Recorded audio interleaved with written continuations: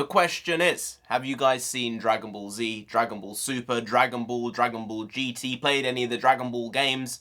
Because for me, it was one of the most inspiring pieces of storytelling that I've ever experienced in my life.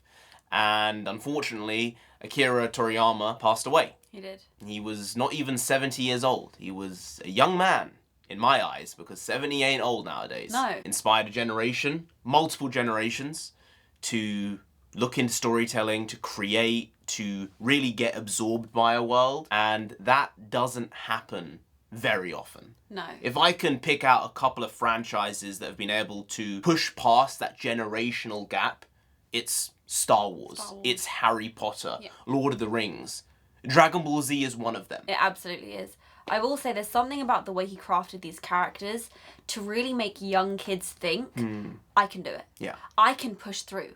I can get there. And then those young kids become young adults. And then those young adults become adults who, in the back of their mind, I'm going to go Super Saiyan. Yeah. I'm going to do it. And I'm going to get the job done. There's that basis for success, the concept of a Zenkai boost, which is in the Dragon Ball story when a Saiyan doesn't get killed but is on the brink of death. Their level of development and growth and strength multiplies multiple folds because they went through that experience without meeting their end. Something like that is so simple. So brilliant. But it just spurs you on. Like, as long as you've not got, there's always something more to do. You're still breathing. Unfortunately, Toriyama got. You did. But he left an impact on the world, which very few people have the honor of doing. Like, hundreds of millions of people know his work. Yeah. Hundreds. Whether it's through a meme, whether it's through a GIF, people are aware of it. The thing is, when I think of Dragon Ball, I think of the fan-made music videos we used to make. The OG YouTube. This is really OG YouTube. Yeah. And it's kind of having a comeback these days. But I remember listening to Linkin Park and seeing cut-together shots of very grainy Dragon Ball Z, and we would just have that on repeat. Animated music videos. They were top tier in 2006, 7, 8. They That were. was all we'd do. We'd sit there on our just find computer them. for 6 hours in the evening. You doing work? Yeah, I'm doing my homework. Yeah.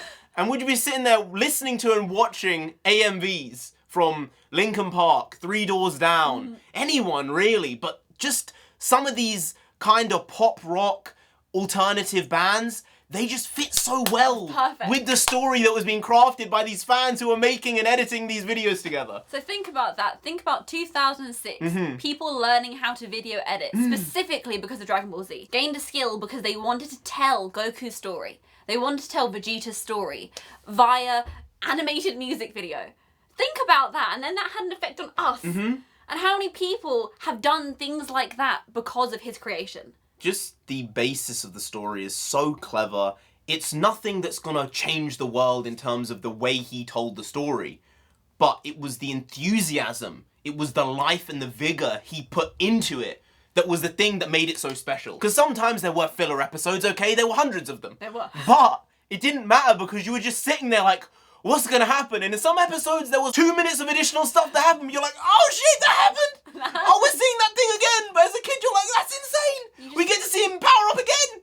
Yeah, and then again, and then again. But you fall into this world, these characters are so clear, they're so well animated, and they just have an effect on you, whether you're a kid, whether you're an old man, whether you're our age now. Recently, I have been thinking, I'm gonna go back and actually rewatch Dragon Ball Z. I'm gonna rewatch Dragon Ball Super. I am. Yeah, I didn't give it the full attention I think it deserved at the time because I wasn't fully into it, and I jumped on like halfway through, and I don't think I really experienced the story properly. Right. So I think I have to start that from the beginning, which is a continuation of Dragon Ball Z and the end of that series. But the thing that I found out just a few weeks ago was that Toriyama actually had another sequel series that he was making, and I hope that that's in the stages of its completion now, because he had this situation with, after Dragon Ball Z and Dragon Ball, there was Dragon Ball GT. But Dragon Ball GT wasn't actually part of his canonical work.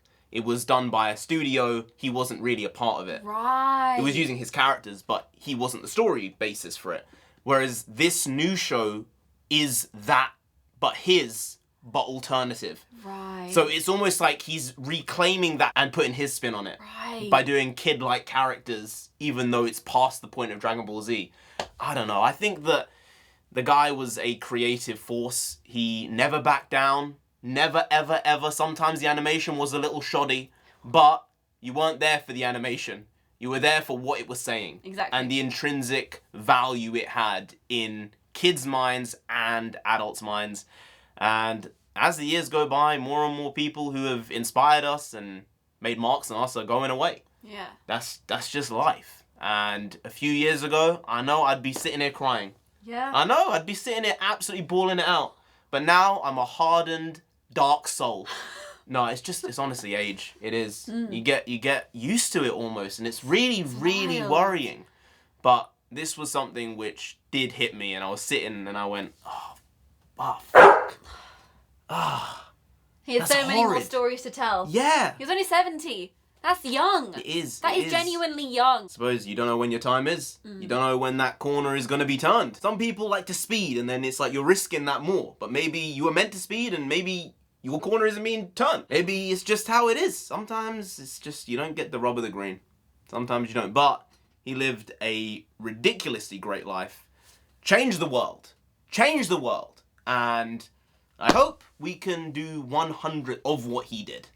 I'd like that. 100. Just 100. I'm not going to be greedy and ask for No. more. No. That man. Wow. But we've got to do Fact of the Day, though, because that's what we do every day. Page number 294 fact number. 2. More than a third of the world's smokers are Chinese. Huh. Okay. Yep. Well, if you're going to do that, then I'll tell you, it's going to get cut short. Yeah, you're reducing the life force there. It will. But if you're choosing to do that, then it's your choice. I'm not going to tell you what you can and can't do. I don't do it. She don't do it. But if you want to do it, then you do it. But just be aware of the consequences of it, okay? Okay. So stay well.